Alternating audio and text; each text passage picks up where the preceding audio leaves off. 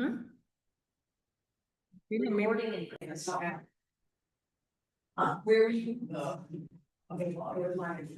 Oh, great. Hopefully I have glasses. Maybe not.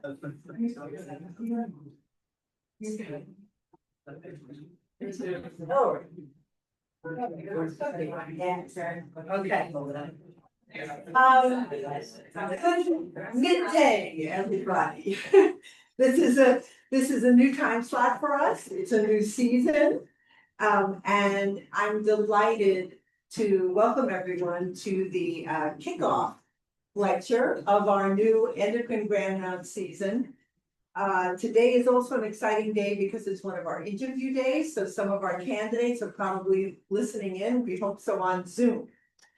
It's an honor and a pleasure to introduce my friend and colleague, Dr. Rachel Arakawa. I'm getting verklempt, to give the kickoff endocrine grand round of the 2025-2026 season. Dr. Arakawa hails from Honolulu, Hawaii. She obtained her BA cum laude in the biological basis of behavior from the University of Pennsylvania. She completed her MD degree at the University of Hawaii and then returned to the mainland for her postgraduate training. She completed both her residency and fellowship at Columbia.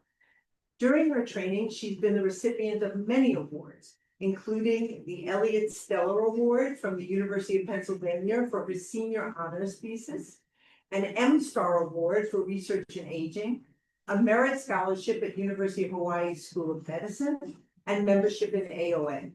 But perhaps the award that is most relevant to today's presentation was her election by our fellows as Teacher of the Year in 2024. Indeed, she's one of the most respected faculty members of the people who count, our trainees. She's expert in all fields of endocrinology, but she has a particular interest and a developed expertise in the area of thyroid and bone. She joined our faculty following her fellowship in August 2020. Yes, during the pandemic. In spite of that timing, she quickly built up a busy practice and collaborative clinical research, particularly with the Department of Endocrine Surgery. In the fall of 2021, she helped conceive the Mount Sinai Center for Renal Hyperparathyroidism that holds monthly multidisciplinary conferences with the aims of defining thresholds for when to perform parathyroidectomies, management protocols for post-renal transplant hyperparathyroidism, and management of mineral bone disease. On a personal note, Dr. Arakawa is a cherished friend and colleague who's unfailingly professional, helpful, and energetic. She's injected a youthful energy and a can-do spirit into our division. And she takes care of many members of my husband's family. There are a lot of them with varying degrees of bonus. At first, I was their doctor, and that was, as my Russian colleagues like to say, a disaster. So for that, I am eternally grateful. I congratulate her on being selected by our trainees as Teacher of the Year, and I look forward to hearing her talk today entitled Phosphorus-Related Metabolic Bone Disease.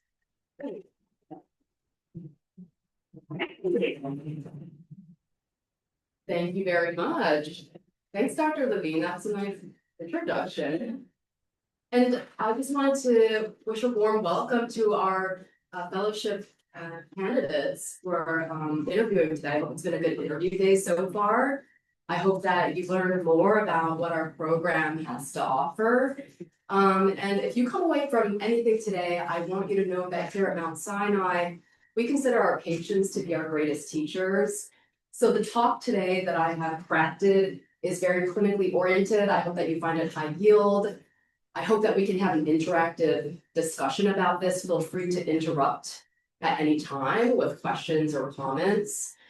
I chose phosphorus-related metabolic bone disease, kind of because it was the first thing that popped to my mind for whatever reason when we were tasked to come up with a topic to speak about. But maybe it's because I kind of harbor a secret passion for it. I have a clinical interest in metabolic bone conditions, and it's a little esoteric. It's a little bit like the forgotten mineral. So I'm hoping we can delve more into it because I find personally that when I poorly understand something and I really dig into it, I extract the most learning out of that. I've got no disclosures. Okay, so we want to understand normal phosphorus physiology. What is it? Why do we check it? When do we check it? What do we do about it? And that requires our understanding of what's the main regulator of phosphorus. It's the kidneys, and what mediates that is fibroblast growth factor 23. We're going to talk about that in detail because it's going to help inform why we see metabolic bone conditions related to low phosphorus states. And then it's going to help us with our management and our counseling of patients. So I just said it's kind of esoteric. Maybe we can get away in our clinical practices without ever seeing phosphorus disorders, but it shows up on our boards. So I pulled this off of the ESAP ITE. And for the fellows here, the ESAP is our main board training material. This is the in-service examination. So I found this clinical vignette. We've got a 22-year-old male refugee from a war-torn country who presents with severe diffuse bone pain, bone deformities, and dental abscesses. His family history is unavailable because he was separated from his parents as an infant and grew up in a refugee camp. On exam, he has short stature, severe genuvarum bow-leggedness, and very poor dentition. His labs are notable for mildly low calcium, rest normal with his albumin, and his phosphate is low, 1.3 milligrams per deciliter. His 25D is 24, 125D normal at 30, PTH elevated at 85 with an elevated alkaline phosphatase, and a renal tubular reabsorption of phosphate low. In addition to referring for dental care, which of the following treatments would you recommend for this patient? A, calcitriol plus oral phosphate. B, calcitriol only. C, oral phosphate only. D, cinacalcet. Or E, no additional treatment is necessary. Do you have any takers? You don't have to. Okay. Oh, we've got an audience choice of A. I second. We've got support. I would explain it's not because they are. So the answer is A, it's calcitriol plus oral phosphate. We're going to get into this and we're going to understand by the end of this why both together are important. Now I've got another case. This is a real life case. This is what I encountered as a first year fellow. I didn't do fellowship training here, but this derived from our weekly case conference that we called walk rounds. I suppose in the olden days, they actually did walk. The entire division of endocrinology went to the bedside, evaluated the patients, and then in the modern day iteration, it just became us sitting down in a conference room with the fellow presenting in front of the division. So I feel very comfortable in this setting. But what we would do is we present patients that are on the active consult list, and we would talk through the cases for active management. So this is a 39-year-old man with a history of vertebral compression fractures, admitted to neurology with acute and chronic low back pain and lower extremity weakness. Reason for consult, concern for metabolic bone metabolism disorder. Ooh, so the neurologists have said, hey, we think this is probably not neurologic. We think it's bone. Endocrinology, figure it out. So backing up, this is 4 years prior to admission. This man had acute back pain while lifting something heavy at work in construction. He was diagnosed with a compression fracture at that time.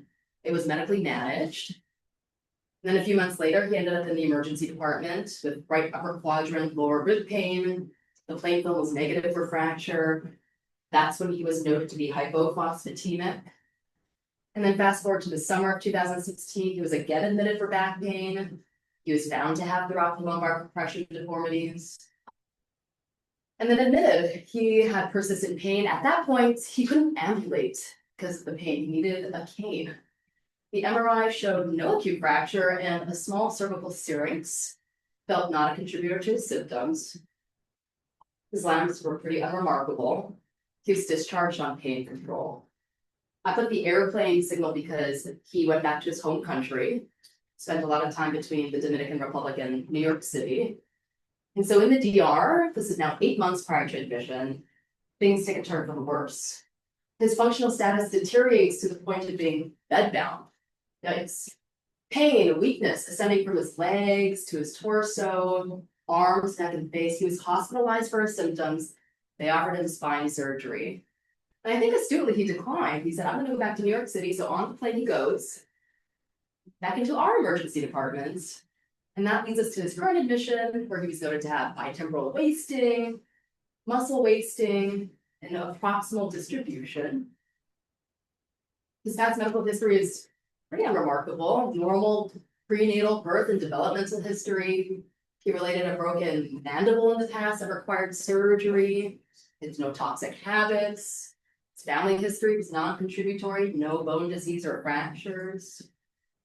His review systems was pan-positive, weakness, back pain, paresthesias, unintentional weight loss, loss of vertical height, prior dental problems, loose teeth, falling out.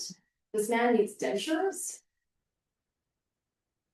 And his exam was notable for bitemporal wasting, dental caries, significant kyphosis and spinal tenderness.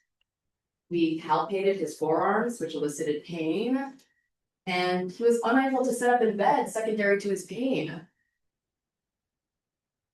He provided us with a picture, historical example. Back in 2006, he was upright, and his current admission where his functional status significantly declined. Here are his labs. So on repeat, the phosphorus is now 0.9. And other notable lab findings for that elevated alkaline phosphatase of 309 with a normal GGT pointing to a bone etiology. CPK elevated at 327. And here's his chest x-ray. We note on his AP view that he's got significantly reduced lung volumes, and we can appreciate why on the lateral view with significant spinal kyphosis and a note of diffuse bone demineralization, his thoracolumbar compression fractures. So here are the labs. He's on the neurology service. Of course, they're going to do the entire workup for neuropathy symptoms, which was unremarkable save for a low vitamin B6 level. That piqued my interest. And it points to more of a rarer type of metabolic bone condition. Any takers there? Ooh. Great, kind of that biochemical signature. Okay, something going on with vitamin B6. So let's get into phosphorus. Why does it matter?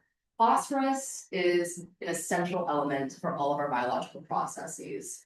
We need it for our bone mineralization. We need it for our energy metabolism, for adenosine triphosphate as a backbone of DNA synthesis, for phosphorylation signals.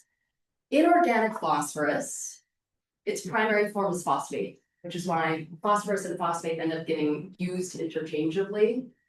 And we know the skeleton is the main repository for our total body phosphorus. It's 85% of what we've got, and the rest is mainly intracellular, such that the extracellular, the plasma measured portion shakes out to be 3 to 4 milligrams per deciliter normally. And we're able to maintain that normal range due to the interaction between our GI absorption and our kidneys. GI absorption mainly occurs in the small intestine. Our kidneys are so efficient at conserving phosphorus. Most of what's filtered is reabsorbed. And then in the acute setting, we think about the redistribution between cellular compartments. We think about diabetic ketoacidosis. We see that all the time. We're always minding phosphorus in that situation, repeating syndrome, et cetera. And here's a schematic that drives in that point. So starting on the left, we have our GI tract. And interestingly, our American diets, as we know, they're loaded with phosphorus. So much so that we can guarantee that our intake far surpasses our small intestine absorption. The rest, the excess, is getting excreted in our feces. The recommended daily allowance of phosphorus is about 700 milligrams. And we see foods that are processed, fast foods, red meats, they're loaded with phosphorus. We really have a lot of empathy for our nephrology colleagues, for our CKD patients who are told to avoid I was actually having a conversation with a patient this week about a protein drink supplement that she was taking, and we were looking at the nutrition label together. And that small bottle contains 600 milligrams of phosphorus. That's like her entire RDA. So what's absorbed ends up in our extracellular phosphate. And then what happens is two key players, because the kidney now has the responsibility for filtering that. And the two key players here are parathyroid hormone, PTH, as well as fibroblast growth factor 23, FGF23. A high phosphorus environment is going to bind calcium sensing receptors on the parathyroid, and also bind phosphorus extracellularly such that that transient decline in calcium stimulates PTH. And we know that PTH has three main end organ targets. It's going to act on the bone to increase resorption. It's going to act at the kidneys at the proximal tubule. It's going to promote reabsorption of calcium. It's going to promote secretion of phosphorus. And then it's acting at our gut indirectly because it's stimulating renal 1-alpha hydroxylase, converting 25D to 125D, and then thus via 125D promoting gut absorption of calcium and phosphorus. So we have all this calcium and phosphorus, but we know that PTH in nets results in phosphaturia. FGF23 is so interesting. This is a bone-derived hormone. So the osteocyte, in response to high phosphorus, is going to pump out FGF23. This also directly interacts with the proximal tubule of the kidney, and it's going to promote phosphaturia. And it also acts on 1-alpha hydroxylase, inhibiting it, so that we have less conversion of 25 to 125D.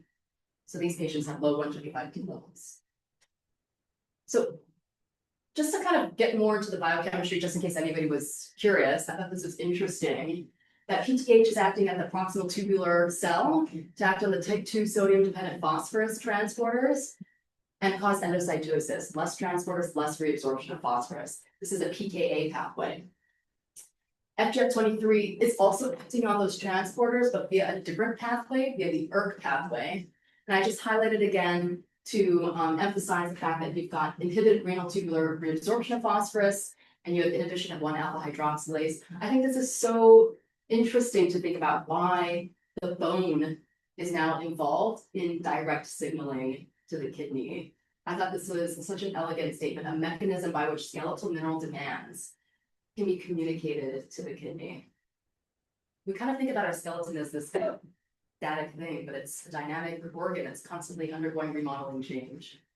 And then here's just to show the osteocyte in blow-up form, where you have a osteoblast that's embedded into the bony matrix. That becomes the osteocyte, and the way that it's communicating FGF23 is through these tunneling canaliculi. Skeletal mineral demands can be communicated to the kidney and influence phosphate economy of the entire organism. What about the case of FGF23 overexpression? Well, this is predictable, right? Because we have increased phosphorus clearance, we have reduced GI absorption and resultant hypophosphatemia. And in the bones, this is manifesting as osteomalacia. Osteomalacia is a failure to normally mineralize newly formed bone matrix. That osteoid, that kind of gooey substance that's mainly collagen, we deposit phosphorus and calcium. That's what makes bone hard. And in children, that'll manifest as rickets, because now we've got defective cartilage growth plate calcification, which drives the lower extremity deformities like bow-leggedness and loss of vertical height. Okay, so now let's move into a framework. We want a framework for what do we do when we encounter a low plasma phosphorus. We define that as phos level less than 2.5 milligrams per deciliter. We'll repeat it to confirm. The easy things to do are what we can gain from the history. Let's roll out all the easy things: dietary deficiency, anorexia, alcoholism, GI malabsorption, transcellular shift phenomenon like DKA and refeeding syndrome. Now we know we're going to be focusing on the kidney. Why is our kidney wasting phosphorus? In states of low plasma phosphorus, our kidneys are so efficient at conserving phosphorus that our urine phos actually drops to 0 in that setting. So any detectable urine phosphorus in the setting of a low plasma phosphorus is considered renal wasting. Then we're going to divide that into whether or not this is an FGF23 mediated process or not. So the FGF23, which we're going to delve into, we've got X-linked hypophosphatemia, autosomal dominant and recessive hypophosphatemic rickets, tumor-induced osteomalacia, and fibrous dysplasia with or without the acute Albright syndrome. And then of the FGF23 independent mechanisms, we've got primary hyperparathyroidism. That makes sense because PTH in net is going to promote phosphorus secretion, calcium reabsorption. These patients can have low normal phosphorus, even mildly low phosphorus levels. We think about the effect of medications, classically the platinum-containing chemotherapies, aminoglycosides, antiretrovirals, anything that impacts the proximal tubule. Wow, when I was in fellowship, this nomogram completely confused me. But this is the best way of assessing for renal phosphate wasting. This is called the Walton-Beavat nomogram. I hope I'm pronouncing that correctly because that's what Google told me. But this is actually a really simple test. All it requires is a spot urine for creatinine and phosphate, and then a concomitant serum creatinine and plasma phosphorus. And the first step is to calculate the TRP, the tubular reabsorption of phosphorus. And that's on the central axis that's running diagonally. Once we plotted that, we can then draw a line to the patient's actual plasma phosphate. That's easy enough to do. And then lastly, we're going to connect that to the right vertical axis, which is our TMP eGFR, tubular maximum for phosphate corrected for eGFR. And we've got established normal reference ranges for adults, and that happens to be 0.8 to 1.3. So we know for this patient, their TMP eGFR is low. And in the setting of a low plasma phosphorus, that is consistent with renal phosphorus wasting. So we need not do 24-hour urine phosphorus measures, just a simple spot urine. Okay, so X-linked hypophosphatemia, XLH, hypophosphatemic rickets, or vitamin D resistant rickets, which was actually first characterized a while ago, like in the 1930s. And what was observed was children with bow-leggedness with rickets that was not responsive to the administration of vitamin D. And then later on, we came to realize that this is due to a loss of function, mutation in FEX. And FEX normally produces an enzyme that inactivates FGF23. So when we've got a loss of function mutation in that pathway, you end up with overexpression of FGF23 and all of the skeletal implications, osteomalacia, rickets. This is not just a disease of children. This occurs in adults too. It's got a variable phenotype, anything from mild to severe. Pain can be really debilitating because it's not only the skeleton, but it's also the myopathy associated with that. Also weakness, you can get rhabdomyolysis, you can get endotheliopathy, calcification of tendons, osteoarthritis, and poor dentition because of poor mineralization of the dentin component of teeth. Here's a transiliac bone biopsy that's been stained. And you can appreciate in this patient with XLH that's not been treated, a lot of that red osteoid. This is unmineralized osteoid that has a lot of surface area around the bone and it's widened in comparison to the blue stain, which is mineralized bone. And then on the right, I just included this radiograph of a child with XLH to show the bow-leggedness as well as some disorganization of the femoral metathesis. And then here is a pseudofracture. This is a plain radiograph of the proximal femur, and there, I don't know if you can appreciate it, but there's this area of lucency, and this generally tends to follow the nutritional arteries that feed the bone, and these can obviously predispose to fractures and pain. So what do we expect biochemically with XLH high FGF23, low serum phosphorus, low 125D? Vitamin D, parent D, serum calcium, they tend to be preserved. And these patients can have a mild secondary hyperparathyroidism. We think that's due to low 125D, elevated bone-specific alkaline phosphatase and CPK. Treatment. This gets into question 1, which is a combination of phosphorus and calcifiol. We're going to get back phosphorus, the renally wasting phosphorus. We're going to do that in divided doses to avoid the diarrhea that can be associated with over rapid administration of phosphorus, and we're going to titrate to normal levels.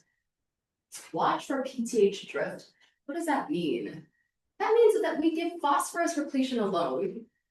We can worsen secondary hyperparathyroidism. And a high phosphorus environment can also increase the rapidity at which the parathyroid glands attain autonomy, meaning that secondary hyperparathyroidism can turn into tertiary hyperparathyroidism and drive hypercalcemia, hypercalciuria. You can have nephrocalcinosis, so deposition of calcium within the renal parenchyma itself, predisposed to CKD. We're also going to get activated vitamin D calcitriol in BID dosing, and that will help offset the risks of secondary hyperparathyroidism. And we've also got targeted therapies, which is great. Human monoclonal antibody for FGF23 called berubicimab, which has been quite effective. Here's the published study. They took, I think, 50 or so children with XLH, and they administered either Q2 or Q4 week subcutaneous berubicimab, and they followed them out to week 66, and their primary endpoint was a rickets severity scale, and all patients that were treated had a significant improvement in their rickets severity. And they also, I love pictures, so they included a radiograph of what rickets looks like, where you have these characteristic lucencies of the distal femur and proximal tibia by the end of the treatment completely resolved. Quick note on autosomal dominant and autosomal recessive hypophosphatemic rickets. This has to do with that FGF23 pathway starting at the osteocyte. Autosomal dominant meaning a gain of function in FGF23. They have all this skeletal manifestations. Interestingly, I don't know if this will ever come up in boards, but iron supplementation can help with recovery of renal tubular phosphorus. Iron has an interaction with FGF23 as well. And in the autosomal recessive forms, we have specific mutations that also lead to an increase in FGF23, such that these patients can have elevated FGF23. It can be variable depending on the severity of illness, hypophosphatemia. They also retain normal vitamin D, 125D, and PTH. But the treatment is as per XLH. And then a last note on fibrous dysplasia. This has to do with somatic mutations of the GNAS gene, which encodes the alpha subunit of the stimulatory G protein. And this can lead to diffuse fibrous dysplasia, and it can be accompanied by McCune-Albright syndrome, which is characterized by precocious puberty, other endocrinopathies, and then a characteristic skin lesion. I don't know why the boards, they love to test on skin lesions, but we have this classic cafe au lait spotting with a jagged border or coast of Maine. And we treat these patients conservatively as well with calcium and vitamin D supplementation, phosphorus, potentially bisphosphonates. Lastly, tumor-induced osteomalacia, rare paraneoplastic syndrome caused by small tumors that secrete FGF23. These are usually mesenchymal tumors. They're usually benign, they're usually small and hard to find. So this is an example of when us as endocrinologists, which we typically don't do a head-to-toe examination of the patients to localize, because they can occur in weird places. Soft tissues, nasopharynx, jaw, sinuses, and their presentation is osteomalacia, and they present, of course, with muscle weakness and fractures and bone pain. Here's an H&E stain of that typical mesenchymal tumor. What they're trying to demonstrate is spindle stellate cells with prominent vascularity. You can stain this for FGF23. And the biochemical profile is going to be identical to that of XLH. We expect a high FGF23, a low 125D, a low plasma phosphorus. These patients can also have amino aciduria and glucuria. We are going to utilize functional imaging. But we live in a great era because we have the ability to radiolabel gallium and pair that with a PET scan. We call that PET dotatate. I think it could get down to like the 8 micron. It's a very sensitive test. And this is the preferable test over an octreotide bone scan or even a whole body PET CT. So we're going to do a dotatate if we can. And then once we've localized, we can use other anatomic imaging to better characterize. The reason it's so important to look is because resection is almost always curative. And patients experience a rapid improvement in symptoms because the half-life of FGF23 is so short. It's only about 45 minutes. These patients have pretty rapid return of normal serum phosphorus and an improvement in symptoms. Burosumab is also an option. The reason that burosumab is a helpful tool is because, unfortunately, unresectable or non-localized disease is not so uncommon, up to 40% of patients. So we've got a monoclonal antibody, and I took this from the open label phase 2 study. They had about 15 or so adults with TIO that were treated, and they had a lot of co-primary endpoints. One of them was return of normal serum phosphorus. The other is that they did do transiliac bone biopsies, and I like pictures, so I put up an example of a bone scan from a patient who had a ton of pseudofractures and fractures light up that completely resolved by the end of treatment. Oh, I just wanted to include this because I'm not trying to neglect hyperphosphatemia, which is very common, and that could be its own separate talk, but just to keep into mind that the top 3 things on your differential when you encounter chronic hyperphosphatemia are, of course, stage 3 to 5 CKD, advanced CKD. And we know that it's the vascular calcifications, it's the extrarenal calcium and phosphorus products that end up adding to the excess cardiovascular mortality in these patients. And that's also relevant for our hypoparathyroidism patients because we're trying to keep an eye on their serum phosphorus and the calcium phosphorus product. And then lastly, this weird entity, adult hypophosphatasia, which has to do with variability in the tissue non-specific alkaline phosphatase expression, which can lead to bone disease, it can lead to elevated phos, and then that biochemical signature of a low measured alkaline phosphatase and an elevated vitamin B6. So when you hear or see vitamin B6 that's elevated in a patient, they have suspicion for it, you should really think about hypophosphatasia. And there's some enzyme treatments that may be effective in younger people. Okay, back to our case, we're wrapping it up. This patient had some other labs come back because we got involved. And at that time, I think we sent off the FGF23 level to the Mayo Clinic.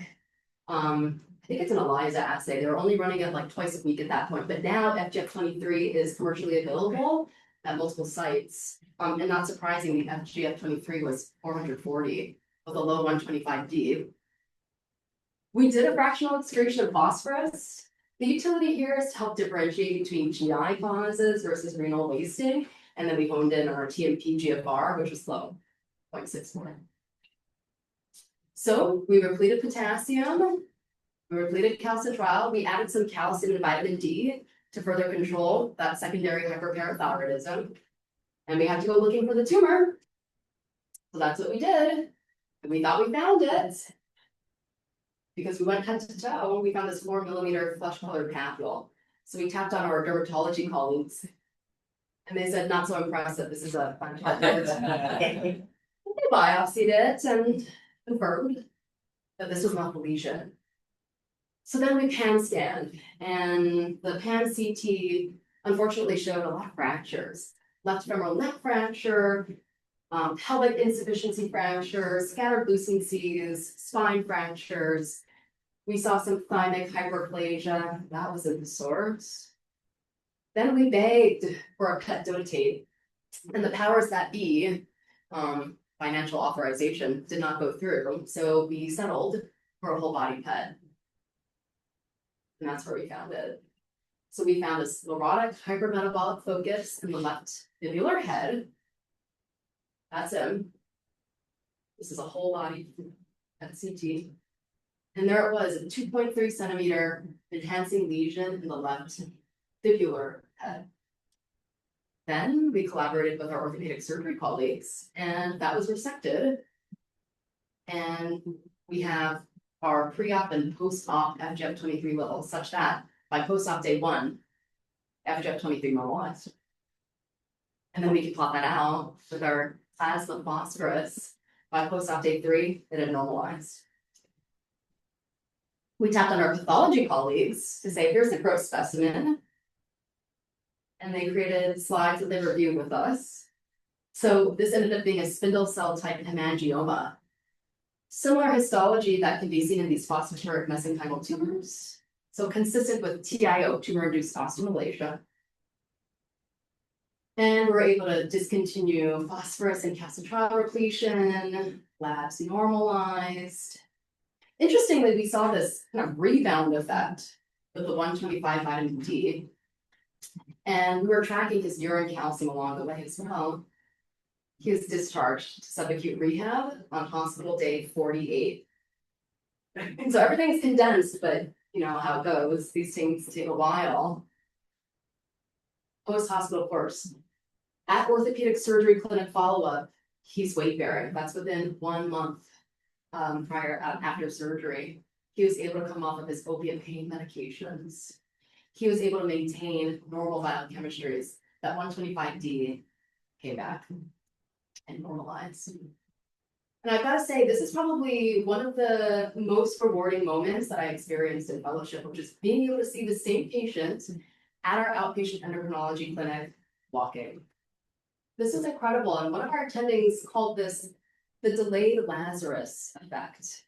Not to get too biblical, but just to say that these patients experience significant and rapid improvements in their phosphorus, such that their functional gain can be pretty dramatic. The skeletal healing can take a little bit longer, maybe upwards to a year time point. But when you correct FGF23 and phosphorus, it's pretty incredible. Monitoring of resected disease should still be ongoing because late recurrence due to metastatic disease is rare, but it's possible. These are typically benign tumors. But one of the kind of points of friction that we had with our orthopedic surgery colleagues was we want to avoid biopsying this thing because in the chance that this is malignant, we've now seeded tumor in our biopsy tract. But they really wanted that because they had to do an extensive hernial nerve reconstruction, and they assured us that when they did a wide resection, they took the biopsy tract with them. And then in unresectable disease, we're going to continue repletion of phosphorus and calcitriol. We're going to continue to monitor for the serum, urine calcium, phosphorus, and looking to avoid secondary hyperparathyroidism. And we also have burosumab, that's our friend too. So in conclusion, we now understand normal phosphorus physiology. It's an essential element. It regulates all of our biological functions. Think about measuring it. Think about measuring it in cases of unexplained muscle weakness, fractures, or bone pain, and our eyes are on the kidneys. We want to rule out renal phosphorus wasting. The way that we're going to do that is understand the role of FGF23 and how that's linked to a variety of our hypophosphatemic bone disorders. And we've got targeted therapies. And then lastly, the guidelines say we should expedite the diagnosis with lab tests. And we should have further efforts to increase awareness in the medical community. Well, that's all I have. I really appreciate your time and I welcome your questions and your comments.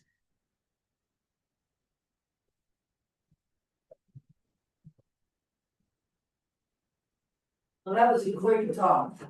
And I don't have very many questions because you kind of anticipated the questions in the talk. I wanted to know about whether these were malignant. Sounds like primarily no. The only thing which isn't related to your case, why do you get hypophosphatemia in the GNAS mutations? What's the mechanism there? FGF23. It's again, Exact pathway. it activates the pathway. It's, I guess, the signaling is via that pathway. Yeah, I need Okay. Okay, Let me see.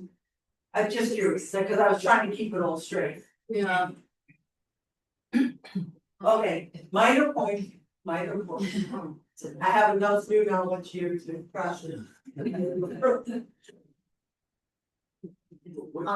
What's the effect of dialysis on the hyperphosphatemia? Oh, okay. Will that reduce it? For the people with CKD, people 5, Oh, yes. and you dialyze them, will that reduce the phosphorus? So the question is, what's the impact of dialysis on hyperphosphatemia, particularly in our CKD patients? And then my understanding is that as much as we can medically optimize these patients, we should, particularly in the renal hyperparathyroidism question. And that has to do with administration of activated vitamin D, and they usually do that in dialysis. And then phos binders, Sensipar, et cetera, which patients have variable adherence to. And then I think that's the main workhorse, but I suppose in the dialysate, you can control phosphorus. As opposed to that antibody. Oh, yeah, that's because I was thinking, what is FGF23 in the setting of a CKD patient? And I have to imagine, because you're in a very phosphorus rich state, that FGF23 is actually suppressed because the attempts for phosphorus reabsorption would be completely shut down. Unless you have something else going on where you have an uncontrolled source of FGF23. But I've yet to see TIO in a DSRD patient, so that's not the case. Dr. Coleman has a comment. Yes, thank you very much. Congratulations. This was a lovely talk. Your presentation was very lucid for a very complicated subject, and I certainly understand why you deserve this award as the best teacher of the year. The one thing that struck me as very interesting, sort of not biochemical or endocrine at all, is just the fact that the neurologists were smart enough to call the consult, because all the stats on osteoporosis, bone disease, fractures, and so on, is that such a very small percentage of patients ever get referred, even for any kind of a workup at all. They go home and their fractures get, treated or not. And the fact that they called the endocrine consult and said, this is something that's very interesting and you're the right people to work it up, is terrific. And it's not common in the rest of the country and in many institutions. So they deserve some kudos for calling the consult in the first place. And you deserve the kudos for working up the patient and explaining this very complicated topic to all of us. So thank you. Thanks, Dr. Coben. And you also bring up a good point, which I forgot to mention, which is that our comprehensive metabolic panel, the multi-channel assay, does not include phosphorus. And it doesn't include magnesium either. So if you want those, you have to order them separately. And That's right. Yeah. And in the old days, they used to. And for some reason or another, the metabolic panels, the CMPs or whatever, eliminated phosphorus probably 10 or 15 years ago, maybe longer. So you're right. You have to order it separately if you're thinking about it. They decided to include calcium, which is why we pick up so much, form fruits for preclinical primary hyperparathyroidism, which I suppose because primary hyperparathyroidism can be really debilitating from a skeletal perspective. Great talk, exactly what you tell my family. Mark, big Mark. So, we work on prostate cancer, metastatic to the bone, and they tend to cause osteoblastic lesions. So we came across a very interesting enzyme that we were ordered from Australia called secondary kinase, FAM20 kinase. Now, what this kinase does is phosphorylates FGF23 to be active. So there is a kindred in Australia born with this mutation in this kinase. So kids are born with osteoporosis. So the opposite of what people are talking about. So just when you have not enough of this growth factor, is also important. So that's the relation of the prostate issue. But they don't talk, it's just phenomenal. It was fun. I mean, I derived a lot from my fellowship experience, which is why I say our patients are our greatest teachers, because I think this consult came in on a Saturday. And I am pretty sure I spent all day just thinking about phosphorus and being totally confused about what was actually going on with this patient. So I think I presented this over the course of like a few case conferences. Here's the update, here's the update, here's the update, but it ended up being a really rewarding experience from beginning to end. One other quick comment. Since burosumab has been available, the drug company that makes it, I can't remember who it is, spends a lot of time with advertising on medical websites about their drug and commenting so much about, looking for hypophosphatemia, looking for X-linked hypophosphatemia. And just the fact that the drug is available has made a lot of people in the community, in our community at least, more aware of these disorders, because before burosumab was around, there was no formal treatment. There was nobody making a compound that could be sold. And so now there's a lot out there. If you're on Medscape or any one of these websites, you're going to see lots and lots of understanding hypophosphatemia. But your presentation was better than many of them. So thank you. There's another clinical scenario, so iron infusion, so there's. So happy Fight about at that. a time, right? Yeah. There's one specific iron infusion that is a higher milligrams and actually a pretty significant rate of post iron infusion hypophosphatemia, and it's actually mediated through high FGF23. And I know that hematologists stopped using this one, but it can happen with other brands as well. Just something to keep in mind, if someone's presenting with weakness or after an iron, you wanna check your phos if it hasn't already been done. Yeah, and it can be really protracted, so it can take weeks to months for the phos to recover. You have to actually treat them with phos. You know, when you've gone up to date. Yeah. Oh, so this is Maria. Her comment was that there's another clinical scenario in which you see patients who receive IV iron infusions, and they can become very hypophosphatemic because of high FGF23. And when you've gone up to date, it's not like a predominant cause, because you're like, oh, what's going on? And then it's kind of embedded in there, and it's kind of becoming more and more characterized. And I remember this was a few years ago. It was a Bumar actually, and it was that very clinical scenario. And that's where I first learned of this FGF23 effect of IV iron. And then it came up again last year on the consult service. And we really couldn't figure it out. And then we just dug into this guy's history. And he did end up having IV iron somewhere outside of Mount Sinai. But we really had to dig for that history, because otherwise, but it worked out. But that's confusing, so this gives you hypophosphatemia and there you say may improve with iron supplementation. I don't know the exact mechanism. Oh, this is for autosomal dominant. Okay, But okay. this is a normal, someone with normal phosphorus homeostasis who gets IV iron, and I can't remember the name. It's gonna come to me, but it's the specific formulations. Yeah, you know. So that's another thing that we have to, I suppose, collaborate with our hematology colleagues on for their awareness and ours. Thanks for bringing that up, because it's back of my mind too. Thank you very much. So